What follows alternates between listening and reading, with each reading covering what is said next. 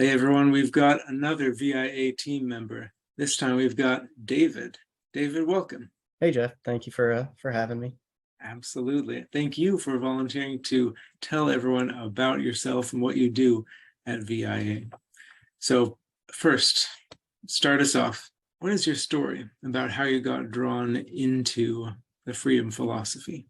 Yeah, so when I was a teenager, I was sort of an anarchist skateboarding punk, but I mean that was just a fad. I mean, really looking back on it, I think I was just more contrarian to get attention from, you know, other people, I guess. But while I was growing up, my parents were Reaganite Republicans. They never really pushed politics on me though. But I can tell you that it was certain things like going to church every week, eating at the dinner table every night. Some of the more socially conservative things that we did really shaped my worldview at an early age. And sort of speaking to that, whenever I graduated high school, I realized there was no money in being a anarchist skateboarding punk. So my attitude changed, and I got a real job, and I was sort of like the worst version of a neocon you could expect.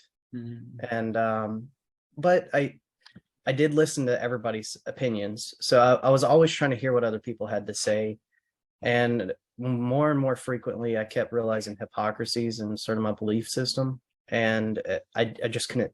It didn't sit right with me. So around 2015, I got to sort of that breaking point. It was sort of the lead up to the 2016 election, and I was like, I do not identify as Republican anymore. I certainly don't identify as a Democrat.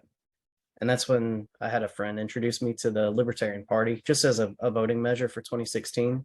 But from there, it got me into libertarianism, not just the party itself. And I've been stuck on it ever since.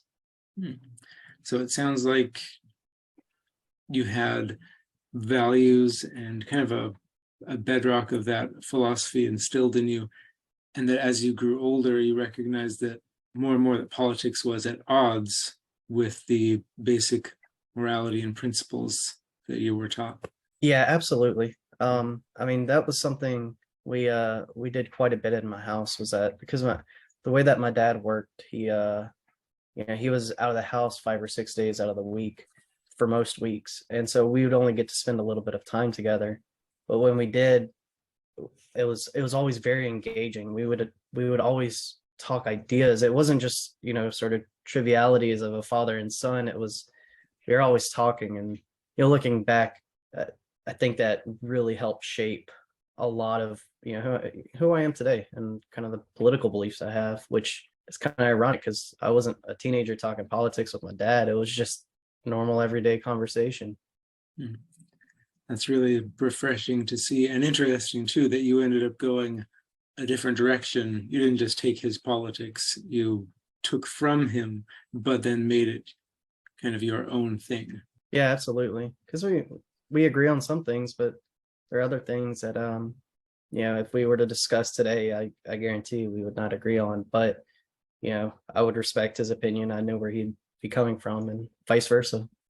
So that's how you got involved with liberty as a philosophy. But what about Voluntaryism in Action as an organization? How did you get drawn into this? Yes, funny story. It was actually from the Tom Woods show. Oh yeah. Yeah.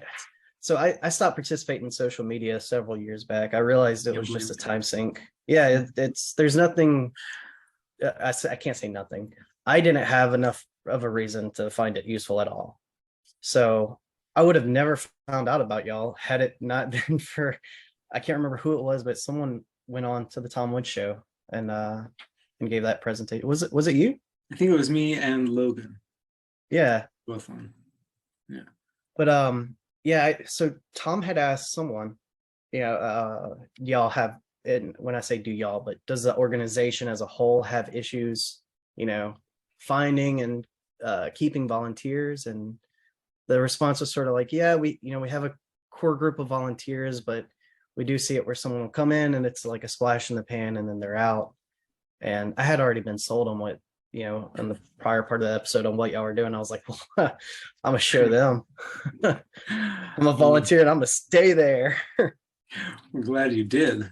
But so what did you end up doing for VIA? Because you have a very specific set of skills, if I may say so.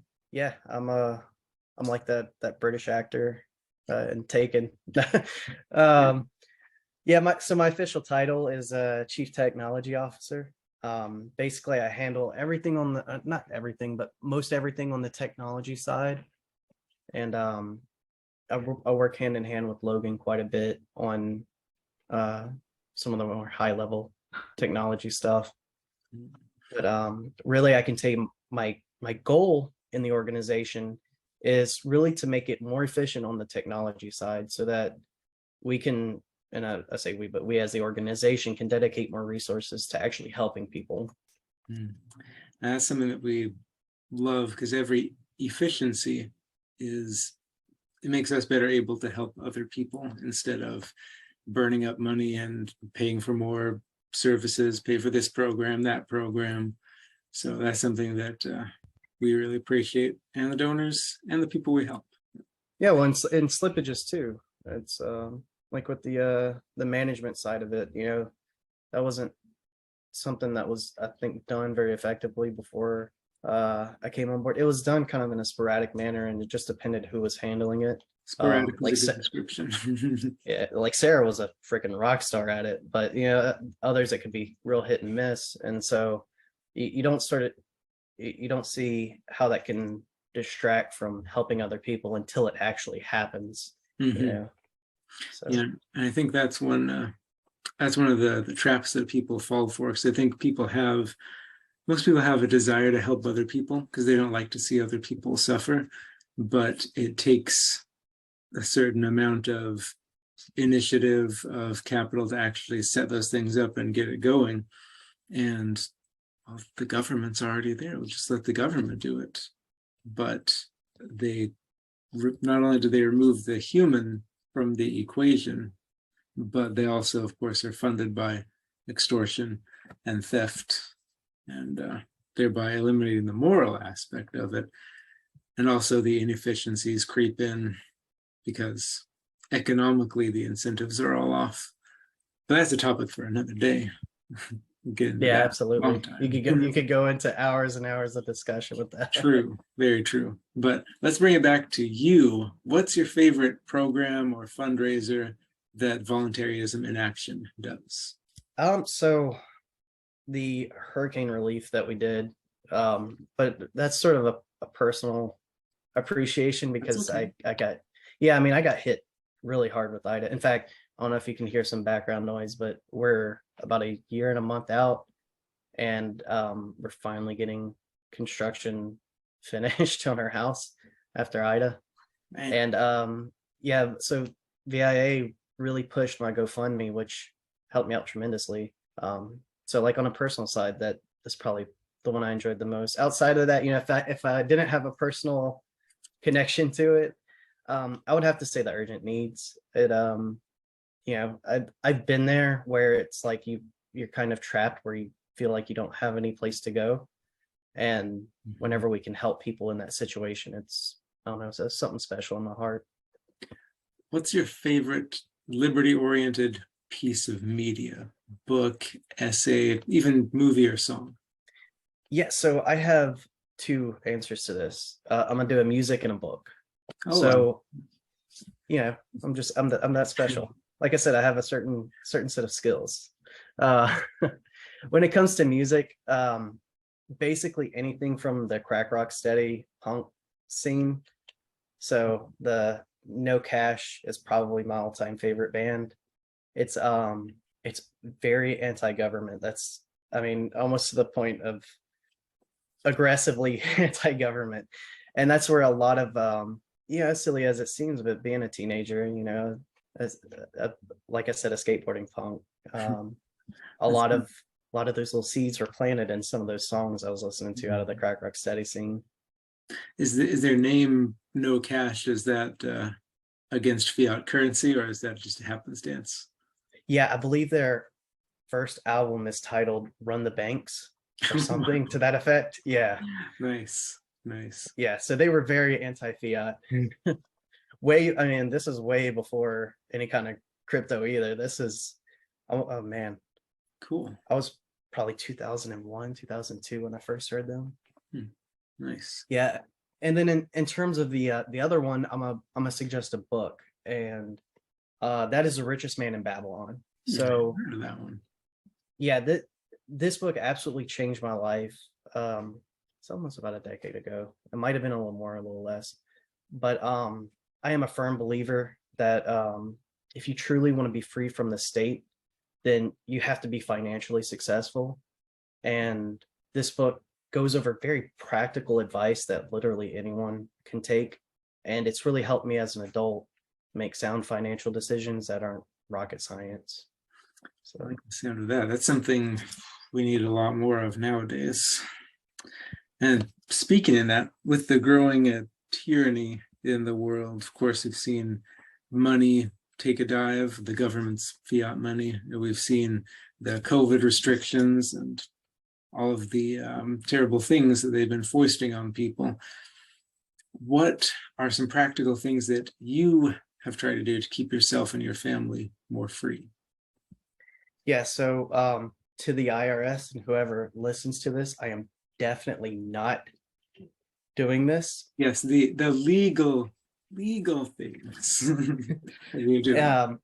I would certainly buy and hold cryptocurrency. Owning something that makes it so difficult for the government to track that they don't want to waste their time on it is probably the best thing that you can do. So Sounds just yeah, fun to do in any case. yeah. So cryptocurrency, and then buying and selling in sort of these farmer market environments where you might not collect sales tax, you might not charge those extra fees. You should, you absolutely should be completely legal in that. Of course. But like I said earlier, really to be truly free from the state, you have to be financially successful.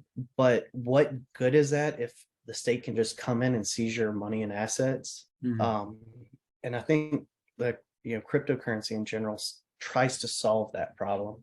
And if I were to rank them in order, the ones that I like to see, I would have to say they are in priority as well. So Bitcoin, just because it's very stable, it's the OG. Monero, which is XMR, and because of its privacy aspect. And then probably the last one would be Cardano, just because it's pretty cool. I think its symbol is ADA.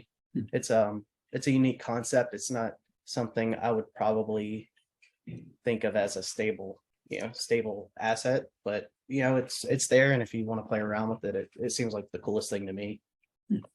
Nice. All right, well, David, thank you so much for telling us about yourself, and thank you for the work that you're doing helping folks through VIA. Absolutely. Thank you for having me. Thank you so much for watching this video. If you like what we do here, please like, share, subscribe, comment, and go over to our website where you can offer donations, request help us help people who are in need voluntarily. And we'll see you next time.